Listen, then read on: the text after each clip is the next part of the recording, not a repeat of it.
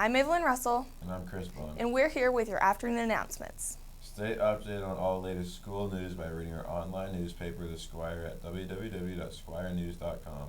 Our winter issue was recently published. Also, follow The Squire on social media at EHS Squire on Instagram. Attention all students. Students will have no school on Monday, January 16th in observance of Martin Luther King Jr. Day.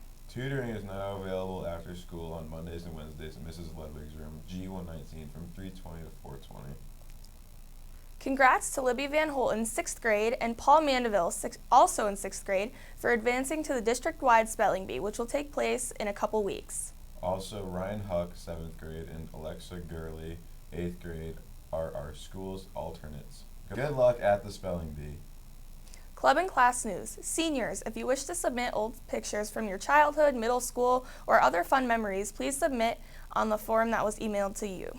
Pictures are due by January 23rd. If you submit a hard copy of a picture, please take it to Mrs. McElhaney. News from the guidance office. See guidance for scholarship opportunities. Students should be working on their CCR during advisory. See guidance or your advisory teachers with any questions. Athletic news. Winter sports are now in session. Best of luck to our student athletes.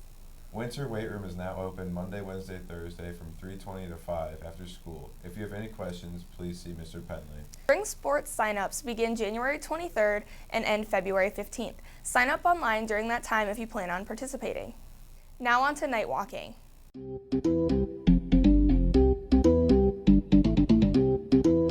Hi, we're here with Mr. Black, and we're here to ask him some questions. What is the birthstone for people born in January? It's not an Amherst. It's a, what is it? Starts with a G. I don't know. I can't remember, but it starts with a G. I know that. It's a garnet. Garnet. Okay. Hi, and now we're here with Mrs. Deach here to ask her a question. What food is January nationally known for? Snow cones. Really close. It's soup. And now we're here with Layla and Lexi, and what is one of the zodiac signs for people born in January?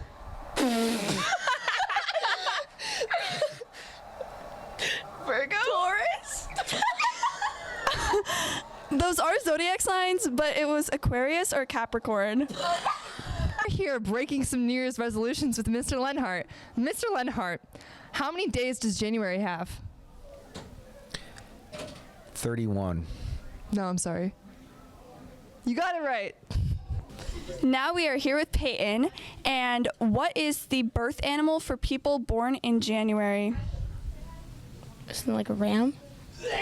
Close, but it is an ox. Okay, we're here with Callie, and what is the birth flower for people born in January? A carnation? Yeah. Good job, Callie. We're here with Mrs. Saliva, and we are asking you, when did the first New Year's ball drop? 1954. 1908. On to the Martin Luther King Jr. Day segment. Today we are here with Eisenhower Social Studies Department head and teacher Mr. Penley to talk about Martin Luther King Jr. Day, or MLK Day. It's Monday, January 16th, and students will have no school in observance of that day. We're here to learn a little more about MLK and his important role in history. What role did MLK play in the civil rights movement?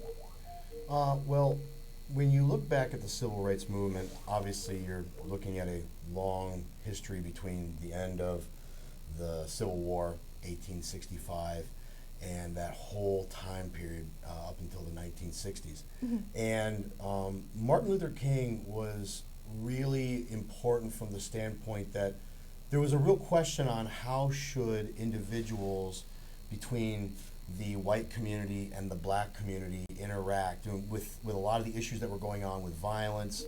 And of course, for most black folks in the South, they didn't have the availability to go to restaurants or to be able to, ride a bus. And if they did ride a bus, they'd have a special spot where they had to ride a bus. Of course, most of them went to, segregated schools. And so one of the reasons that Martin Luther King was so important was that in a time period where there was a lot of chaos, a lot of anger, violence, frustration, he stood as an individual who looked at that moment as an opportunity to not only peacefully protest and peacefully express frustrations. If you go back and you listen to just about anything he says, there's a lot of talking about how we should all get along, but there's also a lot of him expressing how frustrated both he and the black community were at the way things were going. But even in spite of that, he always kept it from a stance of, if we're going to make true advancement, we need to be able to not only be peaceful, but we need to also try to build a community where, as he would say, white families and black families would be able to come together and to create a community. And there were a lot of other individuals within the civil rights movement who had, a lot more, I don't want to say violent, but a lot more violent type tendencies. Mm-hmm. But he stood as that beacon that said, if we're ever truly going to fix this, we're going to have to come together and try to find a peaceful middle ground. Yes, that's a very important distinction. What do you feel is most important for students to know about MLK or the civil rights movement? I think that ultimately one of the most important things to again remember about all of that is that when we look at a lot of the issues we're having in America today, they still all beckon back to that time period. Mm-hmm. When you look at a lot of the, when we start talking about ultra-conservative viewpoints, ultra-liberal viewpoints, I know one of the things we always talk about in the classroom, in our government class, is the fact that everyone just automatically assumes that if you're an ultra-conservative individual, you must be racist. Mm-hmm. Or if you're an ultra-liberal, you must have this viewpoint of total acceptance. Mm-hmm. And we have to remember that, first off, that's not the case. There's always extremes, but there's always a middle ground that a large percentage of the people live in. And that was that middle ground that Martin Luther King was trying to fight for, is that he understood there was always going to be those extremes.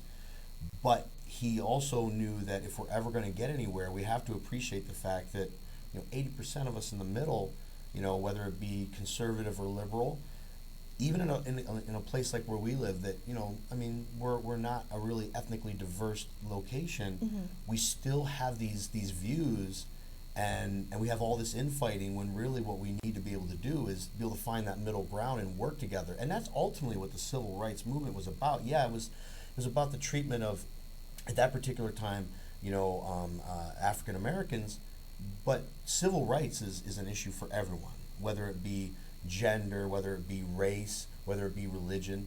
And that's a place where even today we're still fighting. And if you look at it from that standpoint and say, okay, what can we be doing better, I think that's important. Yes, just it stood for a much bigger issue for far into the future and everything. Mm-hmm. Absolutely. Students don't have school on Monday in observance of this national holiday. What could students do to recognize or observe the day while they're not in school?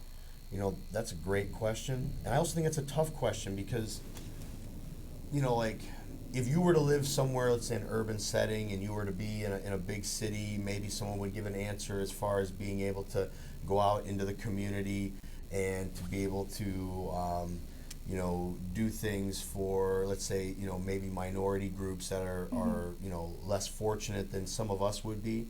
But where we live, I think that you still have things that you can do. And I think first and foremost, the thing that you can do is show compassion to other people. And, whether that be, from a political standpoint, because obviously we know we live in a time period where people are still very agitated, from maybe a liberal or conservative standpoint. But I also think that just with your normal, friends or people within the community, that everyone's going through something. Everyone has experiences. And really, the way I view Martin Luther King and what he was trying to do is he wanted people to have an understanding and a compassion for each other, so that we can meet each other on a ground where not only can we get along, but we can be there to help each other, and we can be there to build a tremendous community. And I think that in a time period where my soapbox, social media kind of makes people forget that we're all human beings. Mm-hmm. And that we all need, we're a pack animal, and we want to have community, and we want to have friends. We want to have families. I mean, you look at the friendships and families that have been torn apart just in the last 6-7 years, just because of the way our country's been. I think that if they want to be able to kind of show what they get from Martin Luther King or the civil rights movement, is just start off by being empathetic and show compassion to the people around you.